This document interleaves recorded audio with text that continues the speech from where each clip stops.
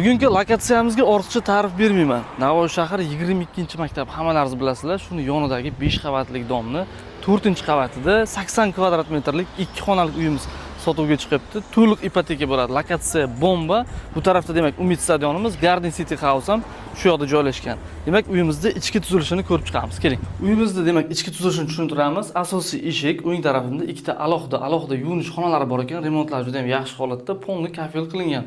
Ortiqcha sarf xarajat qilish kerak yo'q. Demak, kichkinagina koridor bo'ylab biz yana katta koridor qismiga yetib kelamiz. Bu yerda prixoj mebel qo'yib qo'ysalaringiz ham joyimiz yetarli darajada. Demak, planirovka bu tarafda oshxona, o'tirib ovqatlansalaringiz ham bo'ladi. Bu tarafda bitta xona, bu yoqda asosiy katta mehmonxonamiz bor.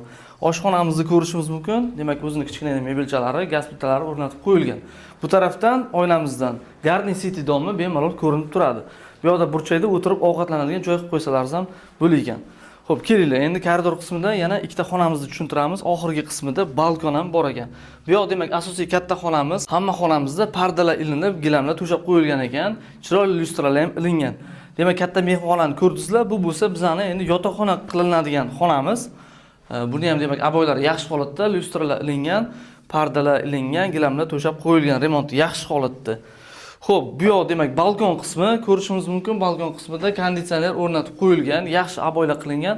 Balkon qismida qilinadigan ish yo'q. Uyimiz umumiy 80 kvadrat metrdan iborat. Katta kvadrat 3 xona qilib ishlatish mumkinmi yo'qmi bilmadim, lekin 3 xonalik uyni hajmini beradi menimcha. Uyimiz dual-konturli kotel emas, isitish tizimlari ham demak polni sentralni, ya'ni markaziyga ulangan ekan. Bu juda ham yaxshi. Narxiga kelgan bo'lsak, joylashuvi uchun, remonti uchun va kvadrati uchun 530 million so'm, yana ustiga kelib savdolashsalaringiz barakasiga o'tib beriladigan joyi bor.